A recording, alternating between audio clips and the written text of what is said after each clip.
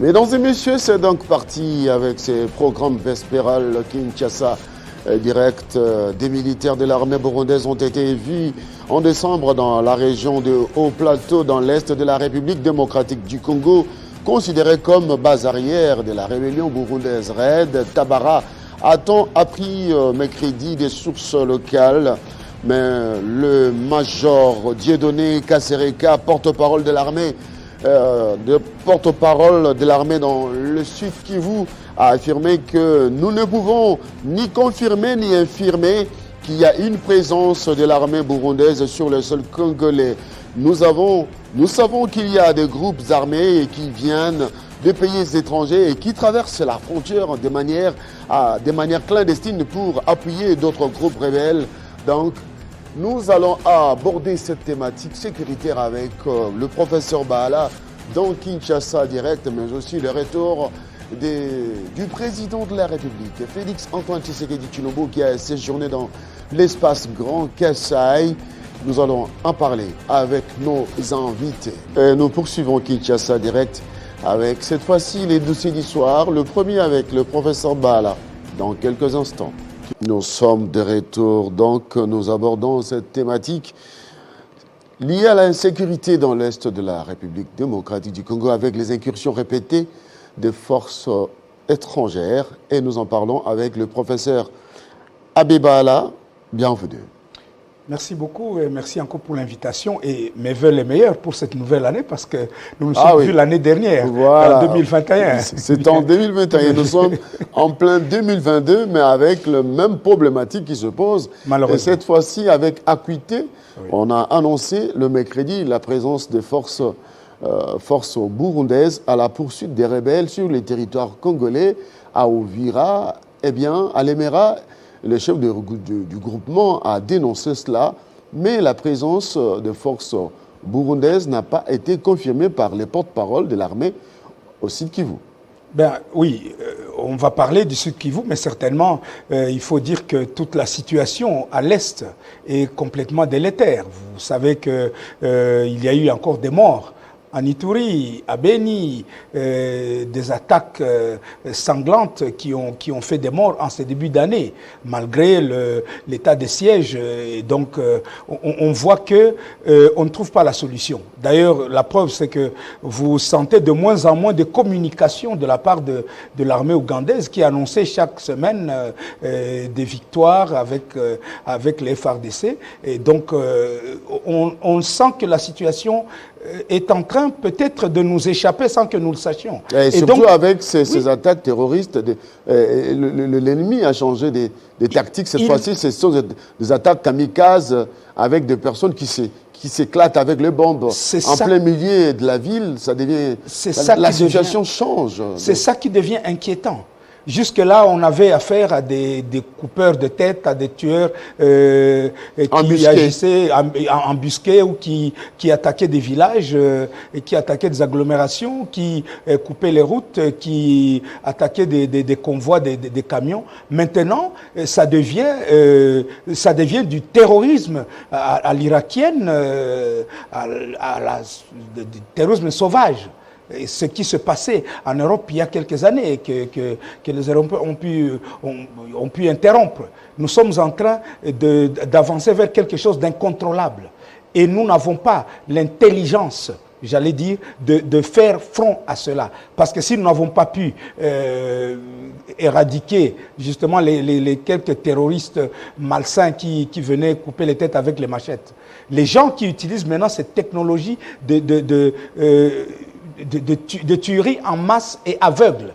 Cela, ça devient dangereux. Et il est temps peut-être que nos forces de sécurité, les renseignements militaires et tous ceux qui disent se coaliser avec nous. Mais il n'y a pas longtemps, nous avons vu la présence des Marines, de militaires américains dans l'est de la RDC pour, n'est-ce pas, former, donner de la matière à nos forces de sécurité pour faire face au terrorisme. Mais est-ce que doit-on faire face à cette situation seule où la RDC aujourd'hui, parce que ce que nous vivons ressemble à ce que nous avons vu avec l'État islamique. Aujourd'hui, la RDC fait face non seulement aux rebelles ADF, mais à l'État islamique. Mais oui, bon, là, maintenant, il faut savoir, Crispin, qu'il y a plusieurs thèses là-dessus. Il y en a qui nient. Vous vous rappelez le fameux rapport du groupe d'études sur le Congo qui avait nié l'aspect terroriste qu'un journaliste congolais, Nikez Kibelber, pour ne pas le citer, lui, il avait dit, nous sommes en face d'une autre forme du terrorisme islamique. Et finalement, les États-Unis ont adhéré à cette thèse lorsqu'il y a eu des attaques au Mozambique, etc., par le même groupe, et qu'il y a un État islamique qui est en train de se créer. Mais parlons de ces interventions dont vous parlez à propos de l'arrivée des Marines. Je dois avouer qu'on n'a pas bien compris les contours de ce qu'ils étaient venus faire au Congo en ce moment-là. Étaient-ils venus faire seulement de l'observation, voir la situation? En tout cas, ça n'a pas eu de conséquences. Parce que en temps normal, on aurait vu débarquer peut-être des formateurs. Il n'y a pas eu de communication à outrance en rapport avec la présence des forces américaines. Non, il n'y a rien eu. Il n'y a rien eu. C'était simplement peut-être des effets d'annonce parce qu'on n'a jamais vu tout le monde criait, tout le monde disait à haute voix que nous trouvons devant une guerre asymétrique et que nos forces classiques ne pouvaient pas faire face. Tout d'un coup, on a changé de discours et on a commencé à bombarder des camps, soi-disant des camps avec l'arrivée de l'armée ougandaise. Et puis maintenant, nous nous retrouvons devant une guerre asymétrique, encore plus asymétrique et dangereuse, avec des poseurs de bombes, des kamikazes qui se font exploser, et tout cela dans des lieux publics. Et ça a eu lieu à un moment où il y avait des autorités, même à Butembo, etc. Vous vous rendez donc compte que nous sommes peut-être en face de quelque chose que nous ne maîtrisons pas encore. Et la réponse que nous donnons, la réponse que donnent ceux qui doivent prendre les décisions, n'est peut-être pas la réponse adéquate. Il faut encore étudier ce qui est en train de se passer. Malheureusement, ce n'est pas ce que nous remarquons. Et nous encourageons donc le gouvernement et les forces de sécurité et de défense à aller plus loin dans la compréhension du phénomène que nous subissons, parce que tant que vous ne connaissez pas qui est votre ennemi, tout le monde est en train de dire terroriste, ADF, islamique, d'autres non, ce ne sont pas... Nous nous trouvons devant une nébuleuse. Et dans cette nébuleuse, n'oubliez pas qu'il y a aussi les Codeco, il y a tout... Les autres parts de Chebab. Oui, il y a toutes ces milices en Ituri et ailleurs qui font beaucoup de mal. Hein? Vous voyez pourquoi j'étais inquiet l'autre jour sur notre programme, le programme que nous avions vraiment porté sur les fonds baptismaux, si on peut dire, avec l'acceptation du président de la République de l'idée de création de nouveaux programmes de désarmement, démobilisation et relèvement communautaire et stabilisation. Comment vous allez faire la stabilisation dans une situation de terrorisme? Comment vous allez faire si les milices, elles, sont en train de penser qu'elles vont revenir dans l'armée? Vous comprenez qu'on leur avait promis qu'elles seraient incorporées dans l'armée, alors que le concept même du président de la République, c'est qu'aucun milicien, aucun rebelle n'entre dans l'armée automatiquement. Le recrutement dans l'armée se fait de façon classique, selon le curriculum normal, et on ne fait plus de brassage, mixage, malaxage, tous ces vocabulaires brassicoles que nous avions refusés lorsque nous avions terminé tous les pourparlers avec le M23 et tous les autres. Donc, vous comprenez que nous sommes en face dans cette situation, et puisque, pour retomber sur la question sur le Sud Kivu, aujourd'hui, la situation sécuritaire du Sud Kivu est en train d'échapper à tout le monde. Voilà pourquoi l'autre jour, je disais, mais est-ce que les gens réfléchissent à certaines situations lorsqu'ils créent des conditions pour aggraver ce qui est en train de se passer? Le Sud Kivu se trouvait en ce moment-là déjà dans l'œil du cyclone, comme on dit. Parce qu'au même moment où le M23 attaquait au Nord Kivu, au même moment, un groupe inconnu a attaqué la ville de Bukavu et a envahi la ville, a occupé la ville pendant un temps, et les forces de sécurité ont pu les déloger. Et le gouverneur, avec son comité de sécurité, le conseil de sécurité provincial, sont parvenus à attraper les protagonistes de cette attaque à les mettre dans un avion avec l'aide du ministre de l'Intérieur, le ministre Asselo, et à les acheminer à Kinshasa. Pendant ce temps, la situation dans les hauts plateaux était en train de s'empirer. On a tué un colonel, comme vous savez, un grand combattant qui était connu là-bas on l'a massacré. On a tué un autre officier, Mouyamulenge, celui-là, qui a été donc pris à partie parce que simplement il était. Et puis, au même moment, il y a eu des attaques récurrentes du groupe Gumino Turaneo, ce qui a provoqué en ce moment-là, maintenant, parce que l'exemple venant des autres, dès que les Burundais ont appris que l'Ouganda avait eu le droit d'intervenir au Congo pour poursuivre ses ADF, entre guillemets, n'est-ce pas? Dès qu'ils ont appris que le Rwanda était en train de mutualiser aussi ses forces par l'envoi éventuel et la collaboration, l'envoi éventuel de policiers rwandais à Goma, ce qui a été démenti par le chef d'état-major de la police, donc de la police nationale. Mais il y a eu des manifestations, comme vous le savez, sanglantes à Goma et aussi à Bukavu. Provoquer même des morts. Pour dire qu'à ce moment-là, les gens ne sont pas prêts à accepter cette mutualisation. Ils ne sont pas prêts. Les souvenirs sont encore trop frais dans leur mémoire sur le mal que cette armée et ces forces de sécurité, d'autant plus qu'on sait qui est le chef de la police rwandaise. On sait qui est Dan Munyuza. On sait qui il est. Il a tué des gens chez nous. Il a fait des exactions. Il est dans le rapport mapping. Alors vous dites que celui-là va venir mutualiser les forces. Alors la population s'est dit, mais où est-ce qu'on est en train d'aller là? Maintenant, suivant l'exemple des autres, le Burundi déjà en ce moment-là, au moment où commençait la crise dans les hauts plateaux de Fizi et de Mwenga, le Burundi et le Rwanda se faisaient la guerre par milices interposées. Parce qu'il faut savoir que les milices Roued Tabara, comme on dit, et FNL, reçoivent de l'aide du Rwanda et se coalisent avec des forces Maï-Maï locales, n'est-ce pas, hein, pour attaquer les gens qui sont dans les hauts plateaux. Pendant ce temps, le Rwanda aussi envoie des milices qu'on appelle androïdes pour venir aider ceux qu'ils considèrent comme, là, c'est son carré. L'armée burundaise, sachant donc que de temps en temps, ces rebelles reçoivent de l'aide du pays voisin, l'armée burundaise entre sur notre territoire pour combattre ces rebelles. Et donc, il y a la paix au Burundi, il y a la paix au Rwanda, mais pas chez nous. Parce que tout le monde vient se battre sur notre territoire. Ce qui s'est passé donc la fois dernière, ce n'est pas faux. L'armée burundaise, on a vu des membres de l'armée burundaise. Et ce n'est pas la première fois.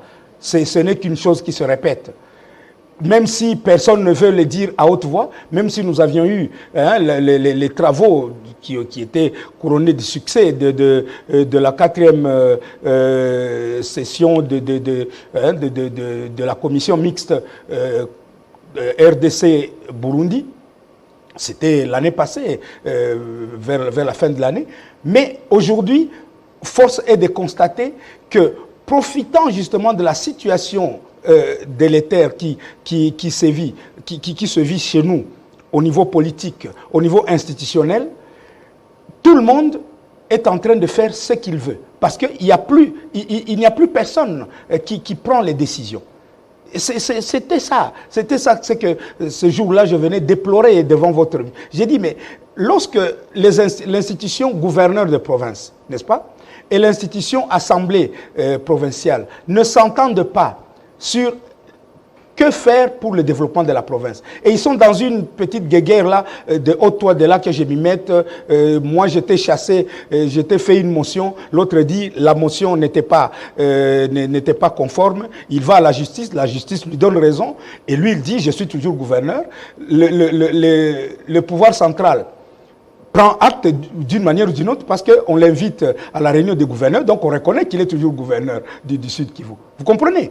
Les autres posent des actes, continuent à poser des actes, et des actes même, j'allais dire, bizarres. Parce que, bon, quand vous avez chassé quelqu'un, vous ne continuez pas à lui donner des ordres en disant « Monsieur le ministre des Finances provinciales, veuillez à l'exécution de notre lettre ici qui interdit aux banques de donner de l'argent à la province. » Vous ne continuez pas à écrire des lettres où vous demandez aux contribuables de ne pas payer, de ne plus payer les impôts aux agents de l'État commis à cet effet. Vous voyez, donc, tous ces actes qui sont posés au niveau des institutions, je parle surtout de l'Assemblée provinciale du Sud Kivu que je connais très bien, où je sais qui sont les manipulateurs, qui sont manipulés et qui sont en train de faire. Une Assemblée provinciale entre en rébellion contre le gouvernement central. Pendant ce temps, vous avez aussi, ça se greffe là-dessus, des luttes terribles au niveau politique. Je vous le disais l'autre jour, entre FCC et Union Sacrée, vous le savez, chacun voudrait s'accaparer de la province, des luttes de leadership au niveau des sous-composantes ethnico-tribalo, je ne sais pas, colonistes, des choses. Vous y ajoutez des ambitions des personnels de quelques cadres. Hein. Vous avez vu que dans cette guerre là-bas, les cadres de l'UNC, par exemple, étaient les plus chauds. Il y a des jeunes loups là-bas qui se disent, mais bon, pourquoi laisser à l'AFDC de diriger la province? Pourquoi nous, on ne peut pas le faire? Oui, donc tout ça, ça s'entremêle et des gens, et on demande au gouvernement central de prendre ses responsabilités. Parce que forcément, il faut que quelqu'un mette le haut là dans ce désordre-là. Il faut qu'il y ait un gouverneur qui répond de la sécurité de la population, qui répond du développement de la population. Et donc, Crispin, nous réfléchissons comme acteurs sociaux, acteurs de paix. On ne veut pas dire tel a raison ou tel a tort. D'ailleurs, ils ont tous tort. Je l'ai dit ici l'autre jour. Ils ont tort de se quereller au lieu de penser le développement de la province. Ils ont tort de se quereller pour les postes au lieu de penser que celui qui est là n'a que 5 ans à faire. Laissez-le terminer, qu'ils commettent des gaffes, mais ces gaffes là-bas, on va les corriger lorsqu'on ira aux élections. C'est comme ça que ça se fait en démocratie. Vous attendez l'autre tournant, n'est-ce pas? On attend l'autre tournant, on l'attend, on dit, bon, ok, allez-y, je vais vous voir. Demain, vous allez faire le bilan. Alors, pour vous remettre dans le sujet, nous avons demandé qu'il y ait une concertation au sommet entre les forces vives du Sud Kivu, surtout les leaders politiques. Parce que leurs agissements actuels sont en train de tuer le peu de cohésion qui restait dans la province. Vous imaginez que des petits jeunes gens s'organisent, ils viennent là, ils commencent à lancer des insultes complètement immorales contre un des leaders qui est tout de même, on sait, le président du Sénat, c'est la deuxième personnalité de la République au niveau constitutionnel, n'est-ce pas?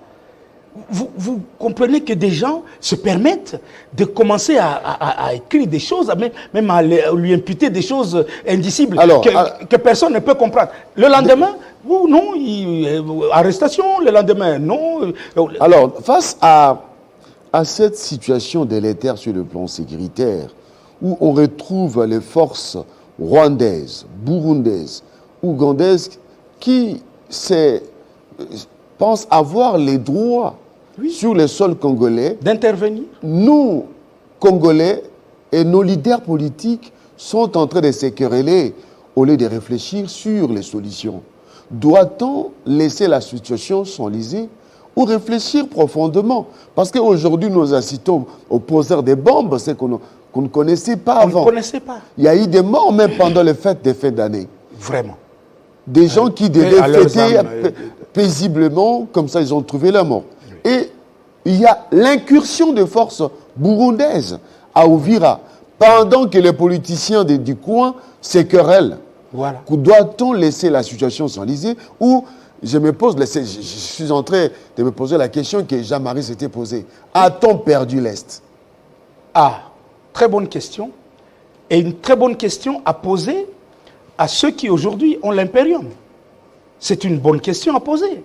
Moi, je l'ai posée à un grand homme, un grand politicien que je connais, que je fréquente, qui appartient vraiment à la petite crème de l'Union sacrée. Je lui ai demandé, est-ce que vous êtes conscient vous qui voyez celui qui doit décider des choses, est-ce que vous savez que le Sud Kivu, en particulier les deux Kivu là-bas, constitue pratiquement le 1/3 de vos électeurs futurs. C'est un réservoir énorme de voix. Est-ce que vous pouvez laisser, vous qui vous préparez aux élections en 2023, pouvez laisser un désordre, j'allais dire folklorique, s'installer dans un lieu où vous espérez demain pouvoir engranger une victoire électorale? Est-ce que vous allez accepter, parce qu'il y a des querelles entre politiciens du coin, vous allez accepter, vous, de changer de cheval et de dire, bon, écoutez, qu'ils se démerdent entre eux, excusez-moi le terme, qu'ils se débrouillent, nous, on viendra ramasser les morceaux. On ne ramasse pas les morceaux sur quelque chose qui n'existe plus. Donc, nous avons en face de nous des forces étrangères, des forces centrifuges étrangères qui n'ont jamais... Oui, qui n'ont jamais abandonné l'idée de se tailler non seulement un morceau territorial sur nos terres de Kivu, de l'Ituri et j'en passe, mais qui, déjà au niveau économique, se faisaient la guerre, se font la guerre, et une guerre féroce pour l'occupation du terrain. Vous avez vu comment le Rwanda a réagi lorsque l'Ouganda a promis de construire une route qui va donc de Bunagana à Goma. Vous vous rappelez, ils ont envoyé les M23 pour attaquer, pour dire attention, nous suivons toute cette affaire. Est-ce que vous avez vu sur les réseaux sociaux? J'y crois parce que j'ai vu que c'est la dame, elle parlait Swahili, donc je comprends le Swahili. La présidente actuelle de la Tanzanie, celle qui a remplacé le grand Magufuli, qui aimait bien son pays et qui travaillait pour son développement. Cette dame a dit ceci. Je vous cite cela. Elle a dit, nous allons emprunter de l'argent dans des banques parce que nous devons construire un axe routier qui nous permet de pouvoir atteindre la RD Congo parce que tout le monde se bouscule pour pouvoir atteindre ce grand marché de 100 millions d'habitants. Donc nous ne sommes qu'un grand marché pour les autres. Eux comprennent notre importance au niveau de nos richesses, au niveau de ce que nous représentons au niveau humain. C'est nous qui sommes là en train de penser. J'étais ému lorsque j'écoutais le président de la République l'autre jour pendant sa tournée dans son Kasaï natal. Je l'ai suivi avec beaucoup d'attention. J'ai vu comment il avait presque les larmes aux yeux quand il découvrait ce que lui, peut-être, il voyait ça vaguement. Et il découvrait un pays abandonné. Il découvrait des gens paupérisés à outrance et qui lui ont crié leur misère à la figure.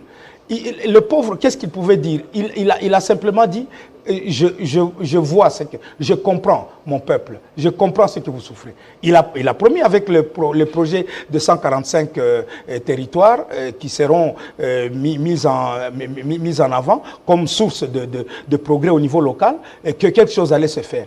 Mais faut-il qu'il ait les 15 hommes de Joseph Kabila Kabange, les 15 hommes qui doivent mettre en route ce programme. Il ne faut pas qu'ils subissent ce qu'on subit. On apprend dans la presse, on a limogé tel parce qu'il a fait des malversations, on a limogé. Si cette corruption continue dans ce et si les institutions ne s'entendent pas, parce qu'on entend des choses, on entend des incompréhensions. Ministre des Finances contre je ne sais pas quel conseiller à la présidence. Il y a une harmonisation à faire sur le travail à faire. Vous rendez compte que moi, parfois, quand je regarde les autorités, je regarde, par exemple, le président, je dis non, je n'aimerais pas être à votre place. Parce que vous devez gérer une chose difficile. Gérer les hommes, par exemple. Gérer les humeurs de ceux qui sont autour de vous et de ceux qui sont contre vous. On va citer, oui. On va citer aujourd'hui, donc la solution pour l'Est, c'est quoi? La solution, d'abord, que le gouvernement central prenne ses responsabilités. Parce que nous avons un gouvernement. Même malgré la décentralisation et tout le reste, il y a quand même la responsabilité du gouvernement central qui est là pour imposer à tout le monde. Quand ça ne marche pas, le gouvernement a le droit d'imposer la paix. Le chef de l'État peut suspendre une assemblée qui crée du désordre, par exemple. Il peut le faire. Il peut dire aussi à un gouvernement, écoutez, vous, mettez-vous de côté pour la... Il peut dire, allez, rentrez dans votre travail et on va voir ce qui va se passer à l'Est. Mais il faut que quelqu'un prenne une décision. La deuxième solution c'est la solution. Nous sommes en train de préparer depuis 3 mois. Moi, j'avais lancé un appel à tous les notables du Sud Kivu qui avaient mis en place, disons, l'architecture institutionnelle que nous avons dans notre province. J'avais dit, mais reprenez le chemin de la table ronde où vous allez encore vous entendre, non pas pour savoir comment partager le gâteau, parce que nous sommes à la veille des élections, mais allez vous entendre pour savoir comment vous allez, dans les 2 années qui suivent, comment vous allez faire le développement de la province. D'autant plus qu'il y a des gens qui veulent nous apporter de l'argent. La Banque mondiale qui met de l'argent dans un projet du Fonds social de la République, 445 millions de dollars pour cette province. Le programme de désarmement, de mobilisation, la Banque mondiale veut mettre 250 millions de dollars. La Banque africaine de développement dit non, nous allons vous construire 100 km de route et 20 km de route dans la ville. Nous vous donnons 100 millions de dollars. Pendant ce temps, pendant que les gens sont en train de nous apporter de l'argent, est-ce que vous laissez les gens continuer des querelles où ils écrivent des lettres à gauche, à droite? Merci beaucoup. Donc, la solution sera d'abord une décision d'autorité du président de la République pour sauver la situation, surtout au vu de la question sécuritaire. On ne laisse pas une province... La sécurité a horreur du vide et de l'anomie. Il faut que quelqu'un dirige cette province. Or, vous connaissez la procédure, elle est trop longue pour fabriquer un gouverneur. C'est ça. Et il faut qu'aujourd'hui, on puisse redonner un pouvoir réel à celui qui peut gérer la sécurité de la province. Et deuxièmement, il faut que les leaders du Sud Kivu se mettent autour d'une table et qu'ils parlent de leur province au lieu de continuer à s'entre-déchirer. Merci beaucoup, professeur Abbé. Là, l'Est de la République démocratique du Congo, qui est en proie à l'insécurité totale avec les incursions répétées de forces des armées des pays frontaliers, eh bien, ça fait mal. Il faudra qu'on puisse prendre des décisions idoines, des décisions courageuses, mais aussi utiliser nos forces d'intelligence, parce que la RDC, à l'époque d'Isaïe, a joué un grand rôle. Oui, il y a imitation sur le plan géopolitique et géostratégique. Nous devons nous adapter au lieu de continuer à être les victimes de ces pays voisins. Merci beaucoup, professeur. C'est moi qui vous remercie, Crispin. Mesdames et messieurs, on marque une petite pause. On se retrouve pour la suite.